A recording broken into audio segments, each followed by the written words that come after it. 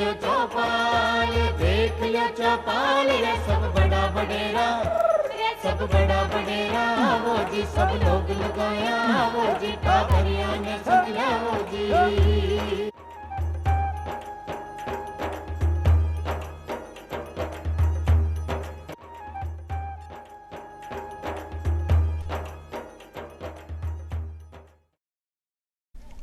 चौपाल देखने वाला सबला दर्शका ने राम राम सा भाई। आज की चौपाल में आप चर्चा कर रहा है कि बैंका की ग्रामीण विकास में के भूमिका हो सके। आपने सबने पता है कि सरकार की तरफ से समय समय पर भतेरी योजनावा चाले हैं, बट योजनावा ने धरातल से जोड़वा को काम कौन करे है, वो है अपना बैंक। यानी एक तरह से बिचौलियों को काम करे है बैंक की अपना जो लाभकारी हैं, लाभार्थी हैं, बिन तक योजना सही तरीका से किया पहुंच सके हैं। सबसे ज़रूरी बात अगर ग्रामीण विकास की करी जाए तो हर व्यक्ति उद्यम बन करना चाहे, छोटा लघु उद्योग खोलना चाहे या कुटीर खोलना चाहे या अपनो किसानी करना चाहे, पशुपालन करना चाहे, बी के लिए बिने पूंजी की यानी ऋण की आवश्यकता पड़े है और वो मिल सके है अपने बैंक का जरिए। तो ऐसी बहुत सारी योजनाएं हैं जिनके जरिए बैंक अपनी एक महत्वपूर्ण भूमिका निभा रहे है ग्रामीण विकास में। जी हाँ, आज की चर्चा के लिए मैं आमंत्रित किया है श्री अमित अनु जी ने, जो कि वरिष्ठ क्षेत्रीय प्रबंधक है इंडियन ओवरसीज बैंक में। अमित जी, आपको बहुत बहुत स्वागत है चौपाल में। बहुत बहुत नमस्कार और दर्शकों को, सभी दर्शकों को बहुत बहुत नमस्कार। मेरा इंडियन ओवरसीज बैंक की तरफ से बहुत बहुत नमस्कार। बी के साथ ही मैं आमंत्रित किया है वित्तीय साक्षरता सलाहकार श्री भरत पोद्दार जी ने। भरत जी, था को भी बहुत बहुत स्वागत है। जी हाँ, कि आज की चर्चा आप ग्रामीण विकास पर रखी है कि बैंका की क्या भूमिका है। तो अमित जी, आपसे पूछना चाहूँ कि क्या बैंक ग्रामीण विकास में अपनी एक महत्वपूर्ण भूमिका निभा सके या बैंका के जरिए ऐसी कौन कौन सी सेवाएं हैं जो ग्रामीण वासियों ने मिल सके हैं? देखिए, मैं आपके माध्यम से बताना चाहूँगा दर्शकों को कि ग्रामीण विकास में बैंकों की जो भूमिका है वो सबसे अग्रणी है और समय समय से भारत सरकार की ये प्राथमिकता रही है कि ग्रामीण विकास में बैंकों को ग्रामीणों से जोड़ा जाए, जिसकी वजह से साहूकारों और जो कुरीतियाँ रही हैं हमारे किसानों को आगे बढ़ने में, विकसित होने में जो समस्याएं रही हैं, उन समस्याओं से निदान मिल सके। तो इसलिए आज के समय में सरकार समय समय पर कई योजनाएं, बहुत सारी योजनाएं लेके आई हैं और ये इतनी कल्याणकारी हैं और इतनी योजनाएं हैं ग्रामीणों के लिए, किसानों के लिए कि कोई भी किसान इससे वंचित नहीं रह सकता है। और कोई भी किसान कुछ भी करना चाहे, चाहे वो छोटा ग्रामीण क्षेत्र में वो उद्यम करना चाहे, चाहे खेती किसानी करना चाहे, हर एक चीज़ के लिए, हर एक एक्टिविटी के लिए बैंक ऋण प्रदान करने के लिए सक्षम है और पर्याप्त स्कीम है बैंकों में। बैंकों के पास पर्याप्त स्कीमा भी है।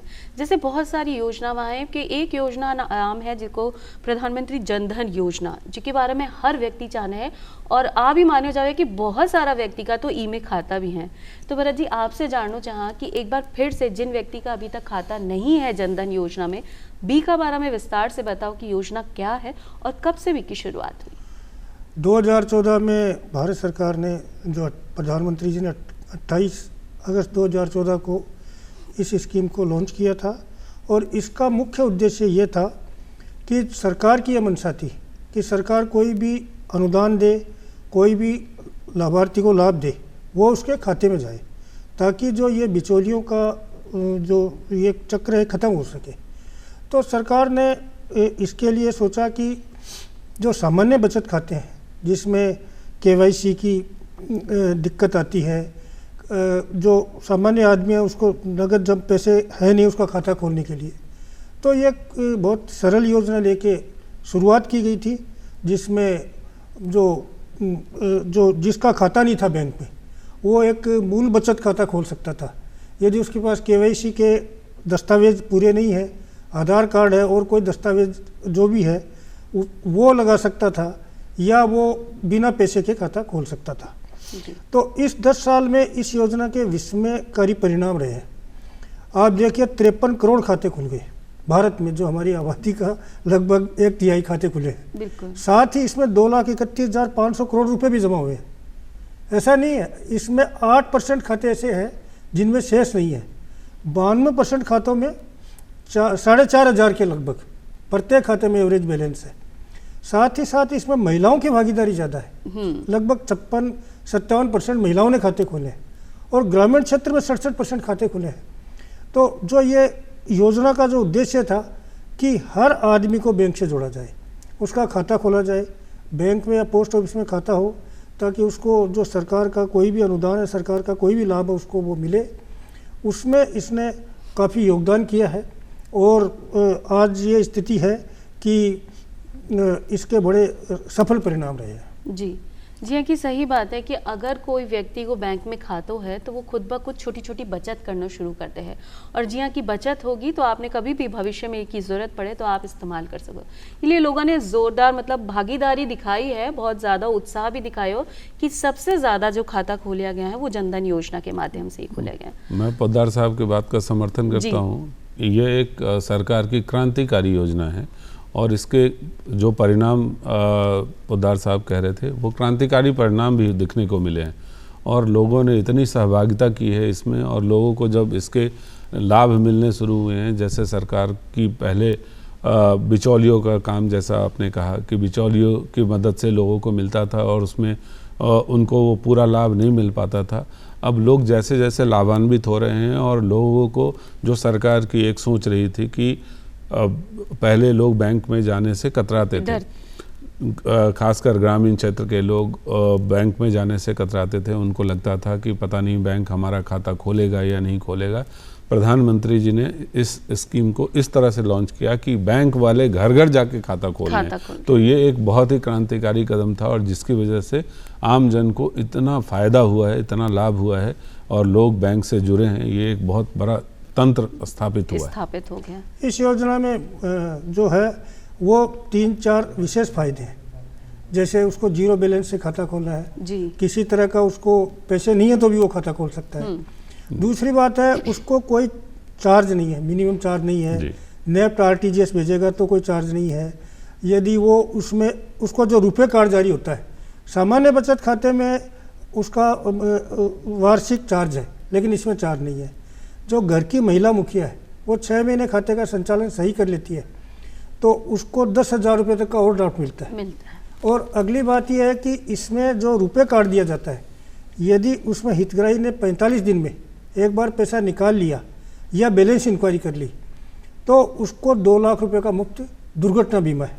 और शुरू में ऐसे खाते खुले थे 2026 जनवरी 15 तक वो खाता धारक का 60 वर्ष की आयु तक 30,000 रुपये का मुफ्त जीवन बीमा है। तो इसमें ये इतने सारे फीचर्स हैं जिनका कोई शुल्क नहीं है और ये सुविधा है, इसीलिए लोगों में ज़्यादा पसंद करी जा रही है। आपने जी कि आपने बताया कि इमें आप रकम जमा कर सका, तो कई रकम जमा करावा की भी कोई सीमा है कि भाई इससे ज़्यादा अधिक रकम अपना खाता में जमा नहीं होगी, और एक ब्याज दर कहीं है? देखिए इसमें 50,000 रुपये से ज़्यादा शेष नहीं रह सकता, साल में 1 लाख रुपये से ज़्यादा जमा नहीं हो सकते, और तीसरी बात है 1 महीने में 4 बार से ज़्यादा आहरण नहीं हो सकता, निकासी नहीं हो सकती, और ज़्यादा से ज़्यादा 10,000 रुपये निकल सकते हैं। और ब्याज दर तो जो सामान्य ब्याज मिलता है वही इसमें ब्याज मिलता है जी। तो आपने लिए तो फ़ायदेमंद ये है कि एक तरह से अपनी रकम इकट्ठी हो जाए। जी हाँ कि जनधन योजना की आप बात कर रहे हैं, अभी के साथ साथ प्रधानमंत्री विश्वकर्मा योजना की भी शुरुआत हुई। तो ये आप विश्वकर्मा योजना कहाँ है, हमें जी आपसे पूछना चाहा, इसका बारे में भी विस्तार से अपना दर्शकों ने पता होना चाहिए।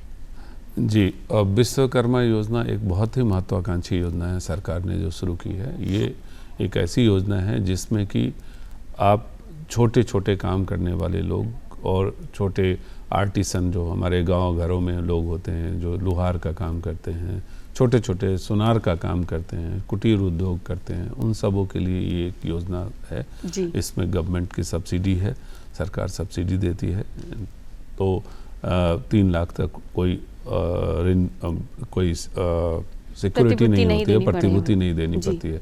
तो ये एक बहुत ही बढ़िया योजना है। और अभी 17 तारीख को 17 सितंबर को 2023 को ये योजना लॉन्च हुई है और बहुत तेज़ी से, और बैंकों में भी इस पे सरकार की तरफ से काफ़ी दबाव है कि आप लोगों से मिलिए, ग्रामीणों से मिलिए, उनकी मदद कीजिए और हर क्षेत्रों में बैंक ग्रामीण क्षेत्रों में जो भी शाखाएं हैं वो लोगों से मिल रही हैं और लोगों को लाभान्वित कर रही हैं, इसके बारे में बता रही हैं, बता कर रहे हैं। जी। इसमें मैं जी हाँ, और कि प्रकाश आपने डालूं। इनमें बहुत सारे हुनर भी हैं। जी जी। तो कौन कौन सा हुनर इनमें शामिल किया हाँ, गया है? जैसे अमित जी ने बताया, मैं इसमें कुछ और प्रकाश डालना चाहूँगा। जी। इसका जो उद्देश्य है वो मेन ये है कि इसमें जो हमारे आर्टिजन है या जो ट्रेडिशनल जो ग्रामीण क्षेत्र में सुनार है, लुहार है, खाती है यानी कि बढ़ई है, या अपना राजमिस्त्री है, या नाई है, ये जो सिलाई करने वाले हैं, उनका हुनर निखारना, स्किल डेवलपमेंट करना और उनको ट्रेन करना। ट्रेन करने के लिए क्या, पहले एक बेसिक ट्रेनिंग होती है 5 दिन की, जी। और उसमें भी उसको भत्ता दिया जाता है 500 रुपये रोज का। ट्रेनिंग करने के बाद में उसको फिर आपका एक टूल किट मिलेगा 15,000 रुपये का, उसी मतलब ट्रेडिशन का, मतलब यदि कोई नाई है क्षेत्र का, तो उसको नाई से रिलेटेड उसको एक टूल किट दिया जाएगा। पहले 1 लाख रुपए का ऋण दिया जाएगा। ऋण के लिए उसको आवेदन करना पड़ेगा बैंक में ऑनलाइन। जैसे उसने एप्लीकेशन फॉर्म अपना रजिस्ट्रेशन ऑनलाइन करवाया था, वैसे उसको ऑनलाइन आवेदन करना पड़ेगा। पहले 1 लाख रुपए लोन मिलेगा। उसमें फ़ायदा यह है कि 5% उसको ब्याज लिया जाएगा। उसके ऊपर का जो है 8% तक ब्याज, जो बैंक तो सामान्य ब्याज लेंगे उससे, लेकिन 5% से ऊपर जो है सरकार उसकी प्रतिपूर्ति। फिर वो उसको 1.5 साल में उसको जमा कराना है, मतलब 18 महीने में जी। और जब वो 1 साल तक अपना काम का सही संचालन करेगा, बैंक की किस्त भरेगा, तो उसको फिर एक 15 दिन की एडवांस ट्रेनिंग दी जाएगी। उसमें भी ट्रेनिंग के लिए उसको भत्ता मिलता है, और उसके बाद में वो 2 लाख रुपए उसको और लोन मिल जाएगा, जो उसको 30 महीने में चुकाना है। तो कुल उसको 3 लाख तक का लोन ले सकता है। सारे पर 5% ब्याज लगेगा, 2 बार ट्रेनिंग मिलेगी, टूल किट मिलेगा। तो हमारे जो कुटीर उद्योग है, जैसे अमित सर ने बताया, या जो हमारे ग्रामीण क्षेत्र में जो ये इस तरह के लोग हैं, उनके हुनर को निखारने के लिए, और वो और ज़्यादा स्किल डेवलपमेंट हो और ज़्यादा आत्मनिर्भर बने, उसके लिए हमारी विश्वकर्मा योजना इसमें मैं एक और ऐड करना चाहूँगा कि जो किसान भाई या जो ग्रामीण क्षेत्र के लोग इसको ऋण को आवेदन करने के लिए एक भारत सरकार की पोर्टल है, जन समर्थ पोर्टल है। जन समर्थ पोर्टल के थ्रू इसमें आप आवेदन कर सकते हैं, और अर्बन बॉडीज़ और लोकल बॉडीज़ के थ्रू भी आवेदन कर सकते हैं इसमें। वो अपने जैसे होता है ना, अपना ई-मित्र होता है, ई-मित्र के माध्यम से, ई-मित्र के माध्यम से। हाँ, तो अभी चौकी बात है कि हर व्यक्ति आजकल मोबाइल चलाया है, तो ऑनलाइन को जमाना है, तो आप ऑनलाइन भी ई में आवेदन कर सका। आवेदन करवा के लिए कौन कौन सा व्यक्ति पात्रता रखे? जी कि आपने बताया कि जिनके पास हुनर है, बिना शिक्षण प्रशिक्षण मिल सके है, लेकिन लोन किन व्यक्ति ने मिल सके, ऋण किन व्यक्ति ने मिल सके?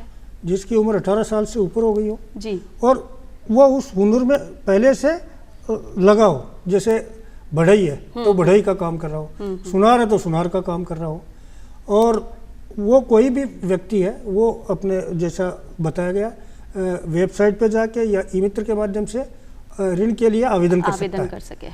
पहला रजिस्ट्रेशन होता है। दूसरी बात इसमें यह भी है कि कुछ ऐसे चीज़ें हैं जिनको कि ऋण के लिए पात्र नहीं है।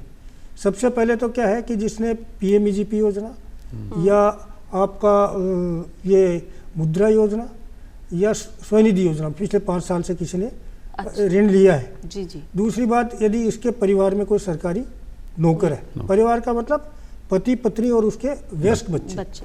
तीसरा उसमें यह है कि वो क्या नाम है, एक ही व्यक्ति पात्र है। जैसे पति ने मान लीजिए बढ़ई का लोन ले लिया, पत्नी सिलाई का लेना चाहेगी तो उसके लिए पात्रता नहीं रहेगी। क्योंकि सरकार की ये सोच है कि जब हम किसी को समृद्ध करते हैं तो चरणबद्ध तरीके से किया जाए कि अगर एक परिवार में कोई व्यक्ति समृद्ध हो गया है तो परिवार आत्मनिर्भर हो जाए। बिल्कुल बिल्कुल। जी हाँ, कि आपने किसान भाइयों के लिए भी चली है किसान क्रेडिट कार्ड, कहाँ है और इन्हें किया समझ कहाँ? किसान क्रेडिट कार्ड एक बहुत ही पुरानी योजना है और बहुत ही कारगर योजना है, और मूल रूप से अगर मैं बताना चाहूँ तो किसान क्रेडिट कार्ड एक ऐसी योजना है कि जो देखने वाले दर्शक हैं मैक्सिमम लोगों को इसके बारे में पता है, जानकारी है इसके बारे में, लेकिन ये मैं फिर भी जागरूकता के लिए मैं बताना चाहूँगा कि किसान क्रेडिट कार्ड जिस किसी किसान के पास अपनी खेती योग्य भूमि है वो उसमें 2 स्कीम होते हैं। 1,60,000 रुपये तक का ऋण जो है वो आपको बिना किसी प्रतिभूति के आपको मिलता है, उसको आप ले सकते हैं। ये जो लोन होता है और उसके ऊपर आपके लैंड होल्डिंग की ज़रूरत होती है, तो उसके जो लैंड होता है आपको उसको मॉर्गेज करना होता है। अच्छा। तो उसकी प्रतिभूति रखी जाती है बैंक में। तो 1,60,000 तक ये कोलेटरल नहीं होता है इसमें, और बहुत आसान तरीके से अवेलेबल है ये लोगों के लिए। लोग जब इसमें आवेदन करते हैं, ये कैश क्रेडिट एक रिवॉल्विंग फंड के तरह लोगों को दिया जाता है।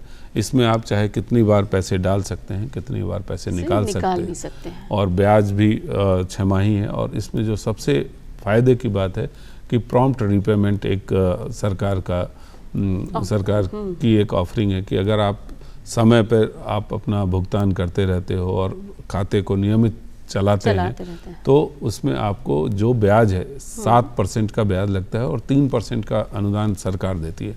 तो ये तीन अगर आप देखें तो ये 4% के ब्याज पे अवेलेबल है। तो ये बहुत ही फायदेमंद है किसानों के लिए। इसमें एक और अच्छी बात ये है कि ये हर साल रिन्यू करते हैं इसको, और हर साल जब रिन्यू करते हैं तो 10% बढ़ा के उनको फिर से दिया जाता है। इसमें एक और अच्छी बात ये है कि जब आप ऋण देते हो, और जैसे आपने हमारी बात हो रही थी पोद्दार साहब से, तो इसमें जैसे रबी के लिए किसानों को कैसे जागरूक कर सकते हैं, क्योंकि मैंने देखा है प्रैक्टिकली बैंकों में जो खाते खराब होते हैं वो जानकारी के अभाव में खराब होते हैं। किसान भाई जो हमारे हैं वो बहुत ही ईमानदार और मेहनती लोग होते हैं, लेकिन जानकारी का अभाव होता है, बिचौलियों का इन्वॉल्वमेंट हो जाता है, जिसकी वजह से उनको प्राप्त जानकारी नहीं हो पाती है और उसका संचालन वो उस तरह से नहीं कर पाते हैं, जिसकी वजह से उनके खाते खराब हो जाते हैं, ब्याज के ऊपर ब्याज लग जाता है और फिर वो ब्याज जमा करने में असमर्थ हो जाते हैं। और फिर क्योंकि खेती किसानी के लोग हैं, इनके पास पैसे एक बार में इतने होते नहीं हैं, तो इनके लिए ओवर ड्यू ब्याज और ब्याज के ऊपर ब्याज देना संभव नहीं हो पाता है। इससे इनके आगे तरक्की करने के मार्ग में बाधा हो जाती है। तो इसके लिए मैं आपके माध्यम से, चैनल के माध्यम से किसान भाइयों को बताना चाहूँगा कि आपको स्कीम के बारे में कोई जानकारी, किसी तरह की कुछ भी इंफॉर्मेशन चाहिए हो तो आप कृपया ब्रांच जाएं, बैंक के ब्रांच शाखाओं में जाएं। प्रबंधक से मिले, स्टाफ से मिले, इसके स्कीम के बारे में बताएं।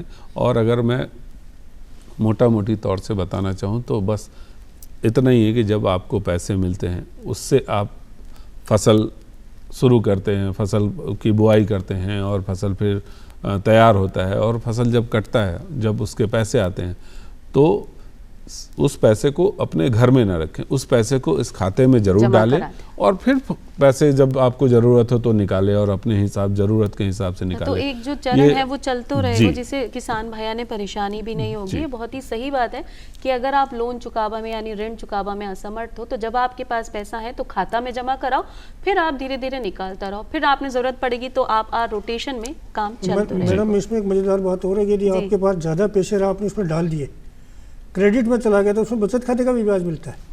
दूसरी बात, जैसे सर ने बताया, अमित सर ने, ये योजना बहुत पुरानी है, 1998 में भारतीय रिजर्व बैंक लेके आया था किसानों के लिए। क्योंकि उनको खाद, बीज, कीटनाशक ये पैसे उनके पास नहीं होते थे। धीरे धीरे फिर इसका स्वरूप बढ़ता गया, इसमें पशुपालन भी जोड़ दिया, इसमें मत्स्य पालन भी जोड़ दिया, तो कई सारी चीज़ें इसमें जोड़ दी गई। और दूसरी बात यह है कि ये बहुत, जैसे अमित सर ने बताया, बहुत आसान सा इसमें लोन लेने की प्रक्रिया है कि आप अपने खेती के जो दस्तावेज है, जमाबंदी है, खसरा है, गिरदावरी है, ट्रेस पेपर है, ये लेके बैंक में जाओ। जाने के बाद में आप क्या खेती करना चाहते हो, जैसे मान लीजिए खरीफ रबी दोनों करेगा, ज़मीन सिंचित है या असिंचित है, उसके बाद में वो कोई उसमें क्या नाम है, जो कोई उन्नत तकनीकी खेती तो नहीं कर रहा है, तो उसके हिसाब से उसकी सीमा निर्धारित हो जाती है। और ऐसा नहीं कि 3 लाख वाला लोन है, 1-2 करोड़ के भी किसान क्रेडिट कार्ड है, ब्याज थोड़ा ज़्यादा है। और जैसा अमित सर ने बताया, इसमें हमारे किसान भाई थोड़े से जागरूक नहीं है। 3 लाख तक जो लोन है उसमें वैसे तो बैंक 7% ब्याज लेता है, लेकिन यदि वो इसको रिवॉल्विंग क्रेडिट के तौर पे यूज करें, जैसे व्यापारी सीसी लिमिट की तरह यूज करते हैं, जब हाथ में आया पैसा जमा करा दिया, जब हाथ में आया निकाल लिया, तो उस लिमिट तक 3 लाख तक की लिमिट तक वो कभी भी जमा करा सकता है, कभी भी निकाल सकता है। और जो ही वो मतलब साल में यदि उसकी क्रेडिट है वो डेबिट से ज़्यादा हो जाती है, मतलब जितना निकाला प्लस ब्याज और अन्य प्रासंगिक खर्चे, तो उसको फिर ये अल्टा पल्टी वाला परेशानी से उसकी निजात मिल जाती है। और सिर्फ 4% ब्याज लगता है। बिल्कुल। तो आम के आम गुठली के दाम। लेकिन समस्या क्या हो रही है कि वो अल्टा पल्टी से बाहर ही नहीं निकल पा रहे। लोगों में थोड़ा सा जानकारी का अभाव है और वो समझ नहीं पाते हैं कि इसको हमको किस साइकिल की तरह चलाना है। उनको ग्रामीणों में ये भ्रांति है कि एक बार जो पैसे मिल गए वो पैसे को अब उसका ब्याज ही जमा कराना है, उस पैसे को नहीं जमा कराना है। तो इस तरह की भी गलतफहमियां हैं, लोग समझते नहीं हैं उसको कि कैसे उसको हम बार बार उसको रिवॉल्व कर सकते हैं। तो अपने दर्शक भाई जो भी देख रहे हैं, अपना किसान भाई जो भी किसान क्रेडिट कार्ड के जरिए आपने ऋण लियो है, तो आपने पैसों लगातार जमा कराता रहो, भविष्य में फायदो भी हो सके। जी, आपने किसाना की बात तो करी कि साथ ही साथ किसान भाई कई बार तो पशुपालन को भी काम करें, तो पशुपालक भाइयों के लिए कोई एक अलग से योजना जिसको वो ज़्यादा से ज़्यादा फायदा उठा सकें? देखिए, ऐसे तो कई योजनाएं हैं।